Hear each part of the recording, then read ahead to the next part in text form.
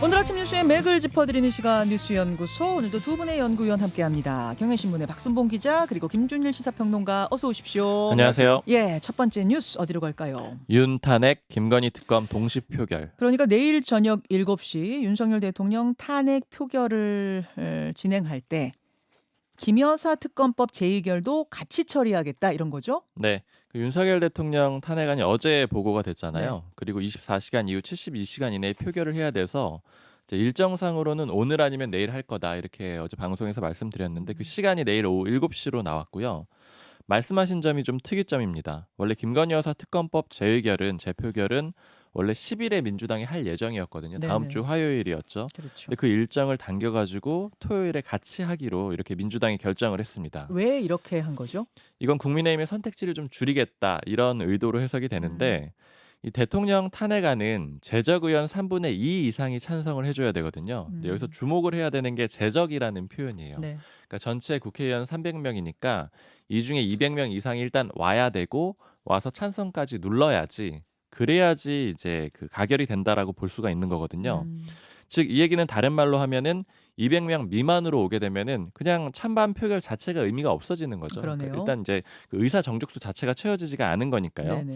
그래서 이런 상황에서 국민의힘 입장에선 좀 편하게 갈 수 있어요. 왜냐하면 내부 단속이 잘 안 되는 상황에서 우리 그럼 당론으로 탄핵 안 하기로 했으니까 본회의 가지 맙시다라고 해가지고 다 참석을 안 시키면 108명이 안 들어가게 되는 거잖아요. 그러면 네. 200명이 안 되다 보니까 그냥 표결 자체가 의미가 없어지는 그런 상황으로 쉽게 갈 수가 있었는데 문제는 김건희 여사 특검법 재표결은 좀 다르다라는 거예요.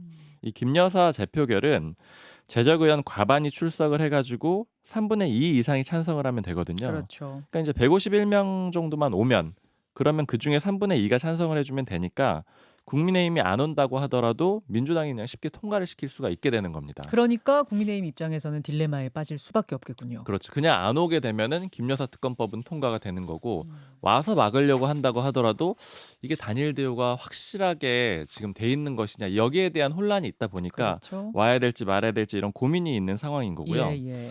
어제 국민의힘 쪽에 뭐 원내랑 고루 물어보니까 이거 막을 수는 있는데 정말 병정놀이 하듯이 해야 된다 뭐 이런 표현을 쓰더라고요. 그러니까 앞에서 의원들을 쫙 세워놓고 들어가서 반대하고 근데 물론 여기서도 이제 그 단일 대우가 설정이 돼야 되는데 예를 들어 그다음에 바로 또 나오고 뭐 이런 방식으로 좀 움직여야 되는데 여기에서 이런 좀 어렵게 만들려고 하는 민주당의 의도다 이렇게 좀 해석을 해볼 수가 있어요. 지금 국민의힘의 내부 분위기는 어떤 건가요? 일단 비상계엄이 있을 때 이건 잘못됐다라는 데 대해서는 다들 의견 일치를 본 거잖아요. 네. 근데 그다음에 그래서 어떻게 할 건가에 대해서는 굉장히 분분한 것 같아요. 뭐 해결책에 대해서는 백가쟁명 뭐 이렇게 표현을 해볼 수가 있을 것 같은데 일단 한동훈 대표의 입장은 탄핵은 안 된다. 그렇지만 탈당은 해라 윤 대통령 이런 입장인 거잖아요. 네. 근데 이 탈당에 대해서도 당내에서는 반대 의견이 있는 상황이라서 지금 탄핵 아니다 여기까지만 당론으로 설정이 돼 있는 그런 상황이죠. 물론 여기에 대해서도 뭐 일부는 뭐 반대 의견이 있는 상황이고요.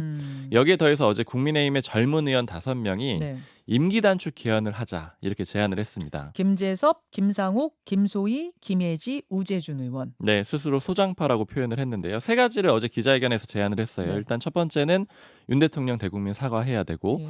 그다음에 관련 책임자들 처벌해야 되고 그리고 세 번째가 임기 단축 개헌으로 가자 이런 얘기입니다. 근데 지금 탄핵안 표결을 앞두고 있는 시점이기 때문에 찬반 입장도 꽤 중요하잖아요. 근데 어제 표현을 보니까 이런 표현이 들어가 있어요. 네. 탄핵으로 인한 국정 마비와 국론 분열을 막기 위해서라도 반드시 임기 단축 개헌이 필요한 조치다. 이렇게 얘기를 하거든요. 그럼 여기에 보면은 탄핵을 막기 위해서 이런 표현이 들어가 있다라는 거죠. 그래서 탄핵에는 일단 그 탄핵보다는 그 임기 단축 개헌 먼저 하자. 그 선제적인 조치로 제안을 한 걸로 보이는데 일단 기자들이 다시 물어봤습니다. 그러면 탄핵안은 어떻게 할 거냐 이렇게 물어봤는데 뭐 거기에 대해서는 아직 입장을 뭐 정리하지 않았다는 그런 얘기를 하고 있어요. 그러나 일단 종합적으로 봤을 때는 탄핵안 표결에 대해서는 좀 추후에 하자라는 그런 입장으로 해석이 됩니다. 그럼 국민의힘의 입장을 좀 종합해 보자면 온도차는 다 조금씩 있는 것 같아요. 의원들 사이에. 네. 다만 퇴진 그러니까 더 이상 대통령이 제 기능을 수행하긴 힘들겠다는 데는 거의 의견이 모아졌지만 즉각 탄핵이냐 뭐 자진하야 후에 중립 거국 내각이냐 아니면 임기 단축 개헌이냐 여기에 대해서는 의견이 분분하다 뭐 이렇게 정리하면 돼요? 네, 그렇게 정리해 볼 수 있습니다. 그런데 어제도 좀 마찬가지였는데 이런 국민의힘의 입장을 윤석열 대통령이 수용을 하느냐, 뭐 어디까지 받아들이냐 이 문제가 좀 중요하잖아요. 예.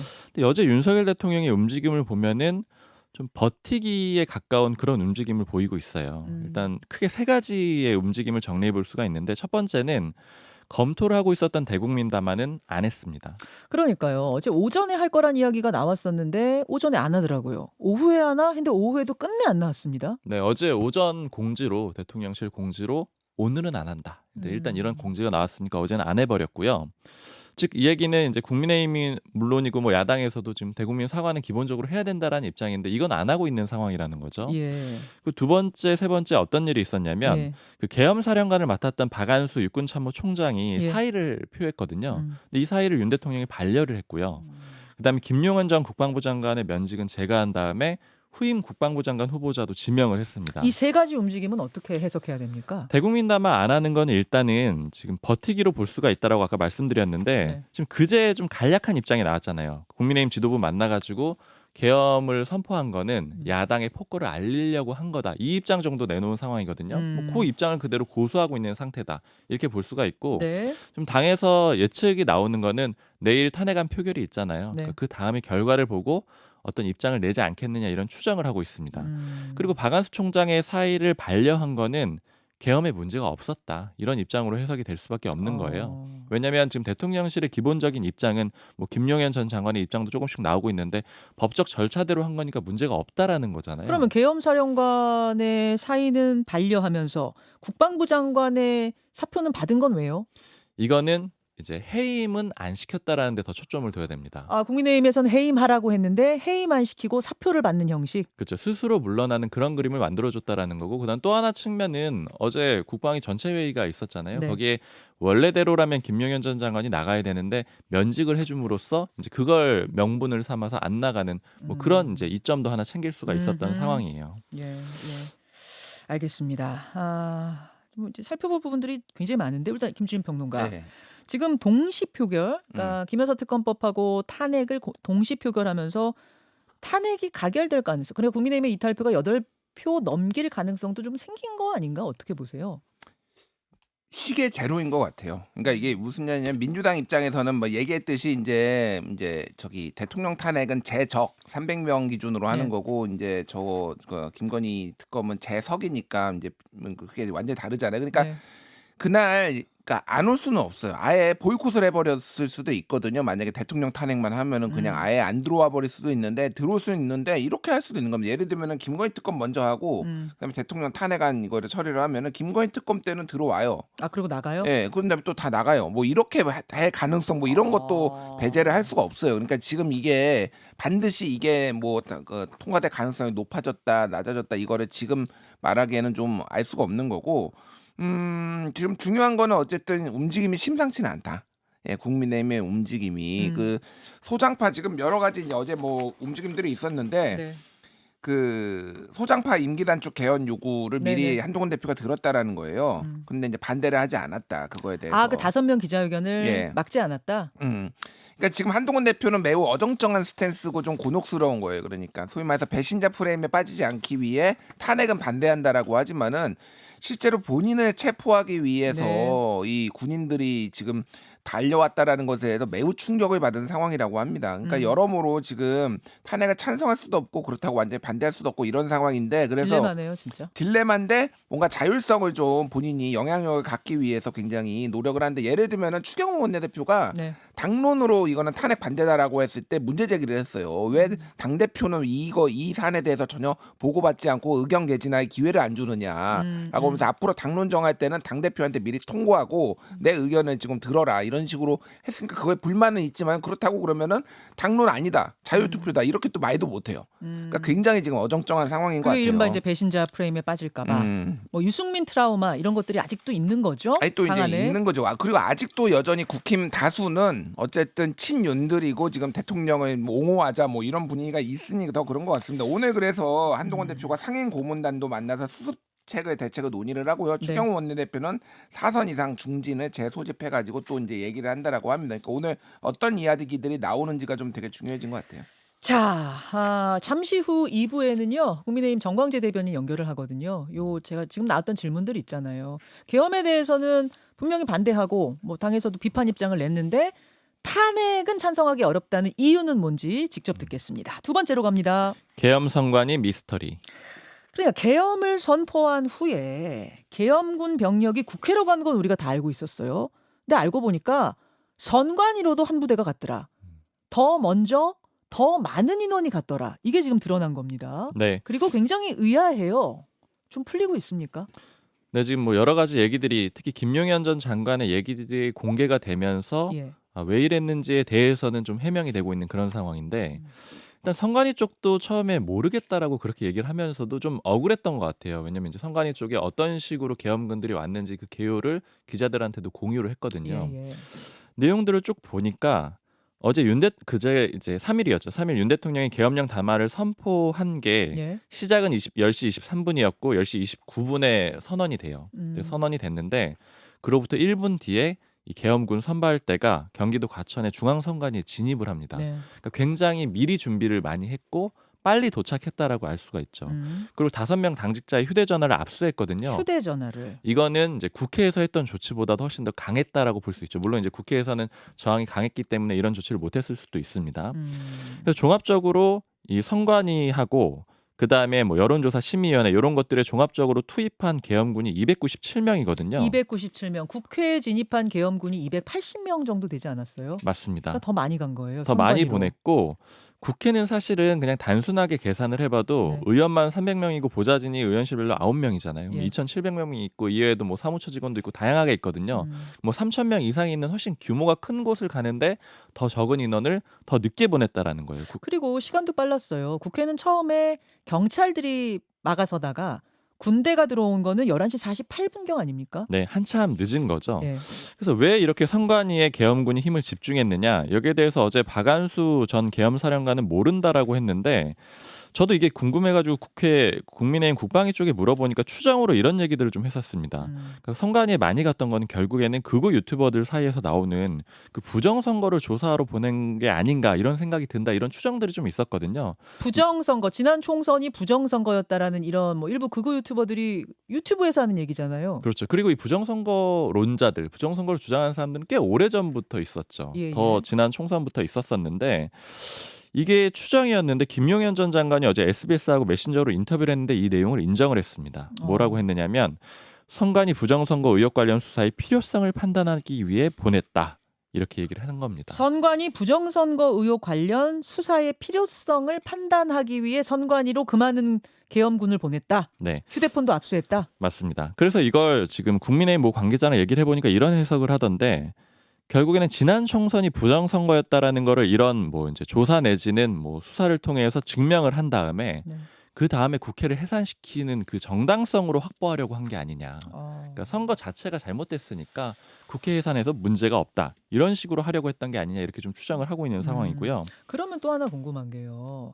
사실은 계엄법에 보면 계엄은 전시, 사변, 비상사태 때 이제 할 수 있는 거 아닙니까? 그래서 계엄법에 보면 행정부, 사법부 그리고 언론사는 통제하게 돼 있어요. 하지만 국회는 통제할 수 없게 돼 있는데 왜냐하면 국회는 국회의원들이 모여가지고 계엄 해제 결의안도 통과시킬 자유가 있어야 하니까. 근데 국회로 갔단 말입니다. 네, 이 부분에 대해서는 국방장관이 뭐라고 합니까? 이렇게 얘기를 합니다. 최소한의 필요 조치였다라고 생각을 한다라고 하면서 계엄 해제 표결을 막기 위한 것이었다. 이렇게 질문을 했더니 그게 맞다. 이렇게 답변을 한 겁니다. 그러니까 결국에는 말씀하신 대로 헌법에서도 이 계엄 상황에서도 국회는 건드릴 수 없게 돼 있는 거거든요. 맞습니다. 근데 이제 그거를 막기 위해 간 것이다라고 스스로 좀 자인을 뭐 인정을 하는 그런 상황이었고요. 계엄군이 예상보다 국회에 늦게 투입된 것은 왜냐 이런 질문도 SBS에서 했는데 네. 이 대통령을 부의라고 지칭을 하면서 부의의 지침이었다 이렇게 얘기를 했다라 그래요. 그러니까 이거는 국민 안전과 유혈 사태를 막기 위해서 군 투입을 1시간 정도 이후에 투입을 했다. 뭐 이런 방침이었다라고 설명을 했습니다. 알겠습니다. 결국 지난 총선에 참패한 게 부정선거 때문이라는 걸 증명하려고 선관위를 갔다. 뭐 이렇게 얘기가 지금 되는 거고 또 국회하고 선관위 심지어 방송국에도 안 보낸 군대를 선관위로 보냈다는 건 그 부분에 더 방점이 찍혀 있었던 건가 뭐 이런 생각도 하게 되네요. 김준일 평론가. 이게 단순히 극우 유튜버 음모론에 대통령이 빠져 있다 이 차원이 아닌 것 같아요. 그러니까 이게 저는 이제 지금 이번에 이제 비상계엄은 이제 윤석열 대통령과 그 뭐 충암파 일당들의 친위 쿠데타로 지금 보고 있는데 이게 지금 그게 일종의 정황 증거 아닌가 그렇게 보이거든요. 그러니까 우리나라에서 국회가 대통령과 1987년 이전까지는요. 예. 대통령한테 국회 해상권이 있었어요. 헌법 57조에 보면은 대통령은 국가의 안정 또는 국민 전체 이익을 위하여 필요하다고 판단할 상당한 이유가 있을 때는 그 국회 해산할 수 있다라고 했거든. 이게 예. 87년 헌법에서 없어졌습니다. 예. 그러니까 대한민국 역사에서 국회가 해산된 적이 딱 3번 있어요. 1961년에 5.16 쿠데타, 네. 그리고 1972년에 10월 유신, 네. 그리고 1980년에 5.17 내란. 이게 이제 비상계엄 확대거든요. 이게 이제 12.12 사태 이후에 전두환이 이제 비상계엄 확대하면서 완전히 이제 장악을 정권에 찬탈한 이거였는데 이때 했는데 87년에 없어졌어요 이게. 왜냐하면은 국회를 저렇게 해산할 수 있게 해놓으니까 쿠데타든 뭐든 이거 막을 수가 없네 해서 그 부분을 뺀 거잖아요. 작년에 언론 보도에 뭐가 나왔냐면은 많이 주목은 안 받았는데 대통령이 막 그 야당에서 탄핵한다고 하니까 이러면 확 뭐 국회 해산할 수도 있다 뭐 이런 얘기들이 여권에서 나온다라는 얘기 언론 보도가 있었어요. 사실 주목을 많이 못 받았거든요. 네. 근데 그거 헌법이 없는데 그걸 어떻게 해? 라고 얘기를 했는데 지금 이거는 단순히 그러니까 만약 부정선거를 만약에 조사를 하려면요 꼭 계엄을 해야 됩니까? 그냥 진짜로 그게 근거가 있는 거라면은 그냥 조사를 하면 되는 거예요. 그래서 지금 여기에 들어간 게 누구냐면 방첩사입니다. 방첩사령관이 옛날에 전두환이 있었던 보안사고요. 네. 여인영이라고 여기도 충암고예요. 충암고 중. 그래서 지금 그럼 지금 정리해 보면 예. 계엄사령관 박안수 육참 총장은 충암고가 아니고, 예. 그리고 선관위에 군대 가는 것도 몰랐다고 하고, 국회에 군대 들어가는 것도 계엄사령관임에도 불구하고 몰랐다는 거고 지금. 예. 그러면 선관위에 그 들어간 군인들은 방첩사에서 보낸 거예요? 예. 방첩사에서 지금 IT 전문가들이 보아가서 그 서버를 이제 간 건데 결국은 그러면은 제가 이거는 제 추론인데 아까 박순봉 기자가 얘기했듯이 이거는 국회를 해산하기 위해서 그래서 지금 국회를 무력화 완전히 한 다음에 뭐 어떤 식으로 그때 유신 1972년 유신 때는 그러니까 이거를 이제 그 다시 그 국민 투표를 붙여가지고 종신으로 지금 하는 방식으로 했거든요. 어쨌든 지금 전체적으로 보면은 이 지금 그 이번에 비상계엄을 한 이 일당들이 저 12.12 쿠데타하고 10월 유신하고 이런 거 모델을 몇 개를 연구를 하는 것 같아요. 그때 어떤 일들이 있었는지. 그러니까 특히 이제 또 주목된 게 어저께 김용현 국방부 장관이 예. 계엄이 떨어지자마자 전부 다 군인들 다 모았다라는 예. 거 아니에요. 예. 그래서 벙커에다 근데 회의가 아니라 그냥 가둬놨다라고 보는 게 사실상 맞습니다. 어저께 동아일보가 자세히 보도를 했는데 그래서 50명의 장성들은 그냥 앉아 있었는데 이게 12.12 쿠데타 때 네. 그때 네. 그거를 반대했던 수방사 이게 이제 서울의 봄에서 정우성 씨가 이제 연기했던 수방사, 특전사 이런 사람들 그 사실상 가둬놓거나 아니면은 이제 파티 있다고 모아놓고 맞아요. 긴급하게 움직였던 거 굉장히 유사해요. 그리고 김용현이 직접 다 지시를 했다라는 거거든요. 그러니까 이런 것들이 굉장히 쿠데타나 이런 것들은 상당히 지금 본땄다. 그 모델을 따라하는 게 예. 아니야. 근데 그 모델을 따라했는데 이렇게 뭐 엉성하게 3시간, 2시간 반 만에 끝납니까? 그래서 어제 보도가 나온 게 뭐냐면은 대통령이 이제 국회에서 통과가 됐잖아요. 해제 해교안이 통과가 됐는데 그러면 즉각 국무회의를 소집해야 되는데 지금 이 계엄 사령부로 가가지고 질책했다라는 거예요. 왜 이따위로 했느냐? 그거는 이제 공식적으로 확인 안 됐는데 야당 의원이 주장을 한 거고요. 또 하나가 어제 밤에 그 4일 밤에 예. 그러면 계엄을 해제해야 되는 상황인데 지금 대통령 안가에 박성재 법무부 장관하고 이상민 행안부 장관 관용 차량이 들어가는 걸 봤다. 그럼 대통령 만나러 가서 무슨 회의한 거 아니냐. 지금 이런 의혹까지 나오니까 이거가 지금 될 거라고 대통령은 믿었는데 그냥 단순히 위협 차업이 아니라 실제 될 거라고 믿었는데 안 되니까 지금 대책 회의하고 시간 끌고 이런 정황들이 지금 속속 나오고 있는 상황이에요. 그러니까 뭐 이게 말씀하십시오. 좀 굉장히 엉성해 보이지만 또 오래 준비했을 수 있다라는 이런 얘기들도 좀 여권에서 나오는 게 예전에 안보 라인 갑작스럽게 교체를 했고 그 이유에 대해서 해석이 굉장히 분분했잖아요. 기억나요. 예, 김명현 경호처장을 국방부 장관으로 임명을 했는데 네. 왜 이런 거지? 네. 이거에 대해서 여러 가지 해석들을 했는데 그때 당시에 나왔던 얘기 중에 하나가 군을 굉장히 좀 잘 장악할 수 있을 것이다 이런 얘기들이 있었거든요. 그러니까 결과적으로는 그 인사가 혹시 비상계엄 선포에 그 염두에 두고 네. 움직였던 게 아니냐 이런 해석들도 좀 있습니다. 근데 결과적으로는 장악 못한 거잖아요.